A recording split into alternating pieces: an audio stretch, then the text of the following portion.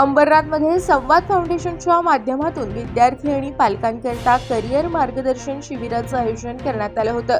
माजी नगरसेवक सुभाष साळुंके आणि संवाद फाउंडेशनच्या अध्यक्ष सुवर्णा साळुंके यांच्या माध्यमातून दरवर्षी करिअर मार्गदर्शन शिबिराचं आयोजन करण्यात येतं। यंदा त्यांच्या माध्यमातून 22व्या मार्गदर्शन शिबिराचं आयोजन करण्यात आलं होतं। अंबरनाथच्या वडवली परिसरातल्या रोटरी सभागृहात हा कार्यक्रम पार पडला। या मार्गदर्शन शिबिरात वक्ते यजुयेंद्र महाजन यांनी विद्यार्थ्यांना मार्गदर्शन केलं। तसंच विद्यार्थ्यांनीही यावेळी विविध प्रश्न विचारून आपल्या समस्या दूर करून घेतल्या। यावेळी उपस्थित विद्यार्थ्यांना शालेय साहित्यासोबतच पाऊलवाटा करिअरच्या या पुस्तकाचं वाटप करून सन्मानपत्र देण्यात आलं।